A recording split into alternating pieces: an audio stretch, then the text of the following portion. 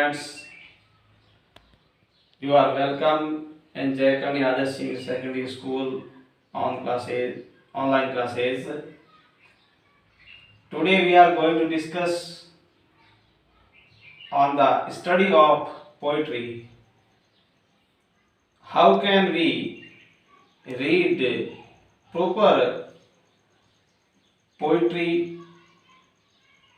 Students, मैं कहना चाहता हूं कि हमारे जो सिलेबस में है वह पोइम्स प्रत्येक कक्षा में होती हैं। तो पोइम्स को हम किस प्रकार से समझें और किस प्रकार से उससे संबंधित जो क्वेश्चन है वो क्वेश्चन आते हैं उनका हम आंसर दें, तो इसके बारे में हम आज जो चर्चा करने जा रहे हैं। कोई भी अपना जो विधा होती है उस विधा को या तो हम एक्सप्रेस करते हैं पोएट्री के माध्यम से या प्रोज के माध्यम से, यानी गद्य के माध्यम से या पद्य के माध्यम से। तो जो डेकोरेटिव वे है किसी भी विधा को एक्सप्रेस करने का, व्यक्त करने का, हमारा डेकोरेटिव जो वे है वो है पोएट्री।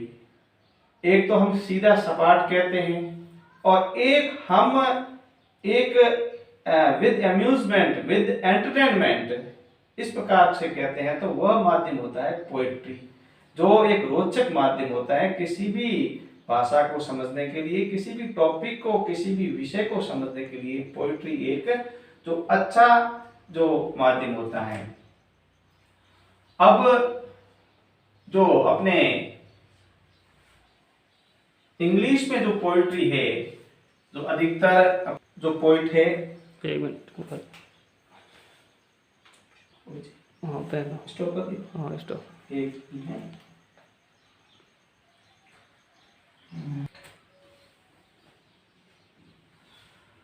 हाँ, पोएट्री अर्थात जो हमारी कविताएं हैं उनको समझने के लिए फर्स्ट ऑफ ऑल हमें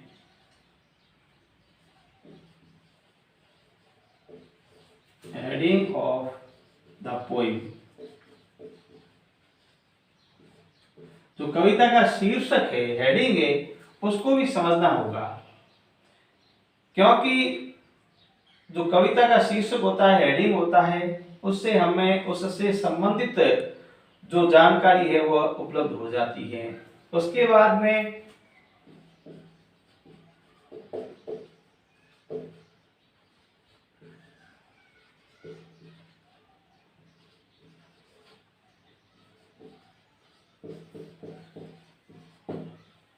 short introduction of the poet, जो भी उसका रचनाकार है उस रचनाकार का जो इंट्रोडक्शन है वो हमें समझना है। उसके बाद में रेफरेंस, कविता का जो संदर्भ है, रेफरेंस है, उसको हमें जो समझना है। उसके बाद में इसका कॉन्टेक्स्ट, जो प्रसंग है उसको समझना है। उसके बाद में कविता का जो एक्सप्लेनेशन है, यानी इसको हम हमारे शब्दों में व्याख्या करें, इसी कविता की जो भी लैंग्वेज है उस लैंग्वेज को, उसकी तुकबंदी को हटा करके हम प्रोज की लैंग्वेज के अंदर उसको ट्रांसलेट करके समझें तो उसका अर्थ भावार्थ निकल के आता है, तो वो होता है एक्सप्लेनेशन, उसको हमें समझना चाहिए।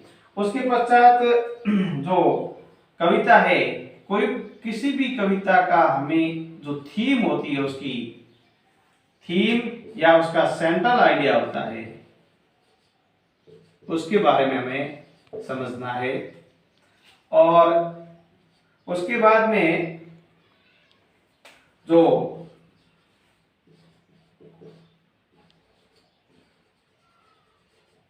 क्रिटिकल एनालिसिस है उसको भी हमें समझना है। क्रिटिकल एनालिसिस का मतलब होता है कि इसकी समीक्षा करना, जो समालोचना है वो समझना है।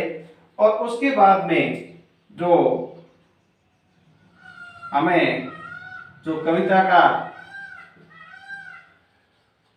लिटरेरी टर्म्स है, यानी कविता का जो लिटरेरी एनालिसिस है, एनालिसिस समझ करके और अपना जो राइट रिव्यूज अर्थात हमारी समीक्षा मतलब हमारी समीक्षा उसके प्रति। ये जरूरी नहीं होता है कि कोई भी कितना भी बड़ा पोइट है वो अपने जो भाव व्यक्त करते हैं या जो कवि अपना भाव व्यक्त करता है, अपना जो मन के उद्गार व्यक्त करता है, उसमें कुछ अपने को मिस्टेक ना लगे। वो उस कितना भी बड़ा कवि क्यों ना हो, उसके कुछ न कुछ तो हमें उसकी मिस्टेक, गलतियां, त्रुटियां हमारे वे से, जो हमारी सोचने का वे उससे लग सकती है।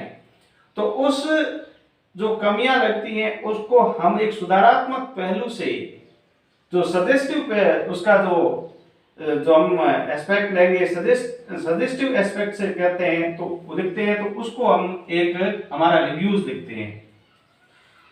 उसके बाद में जो एक है लिटरेरी एनालिसिस। अब लिटरेरी एनालिसिस क्या होता है कि साहित्यिक विश्लेषण।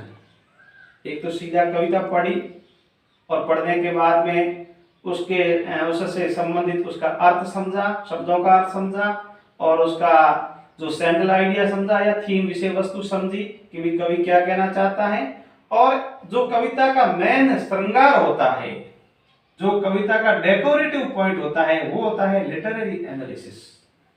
यानी कोई भी कविता है उसमें साहित्यिक जो उसका विश्लेषण होता है वो कविता को सौंदर्य को बढ़ाता है। कैसी भी कविता है उसमें जो लिटरेरी टर्म्स है उनको समाहित किया गया है तो कविता का अपने आप सौंदर्य बढ़ जाता है, उसका जो डेकोरेशन बढ़ जाता है। तो कोई भी जो डेकोरेटिव थिंग होती है, वस्तु होती है, वो हमें अच्छी लगती है। अब कविता में सिमिली कहाँ पर है, मेटाफोर कहाँ पे है और जो एनोमेटोपिया कहाँ पे है या पर्सनिफिकेशन कहाँ पे है, तो ये सब जैसे हिंदी भाषा में होते हैं अलंकार, उपमा है, रूपक है, जो मानवीकरण है, वैसे ही इंग्लिश के अंदर भी यह जो इनके आधार मान करके शब्दों को इस प्रकार से समायोजित किया जाता है जिससे कि वह कविता का सौंदर्य बढ़ जाता है। तो इन जो लिटरेरी टर्म्स है उनको समझ करके इसका हमें एनालिसिस करना है, अर्थात उससे संबंधित लिखना है कि भी इस लाइन के अंदर, पोएम की इस लाइन के अंदर सिमिली है, मेटाफोर है, पर्सनिफिकेशन है, क्या चीज आई हुई है। तो प्रत्येक लाइन का हमें वो हम चीज वो समझते हैं। तो कविता की जो साहित्यिक जो उसका आधार होता है, उस साहित्यिक आधार को हम समझ लेते हैं।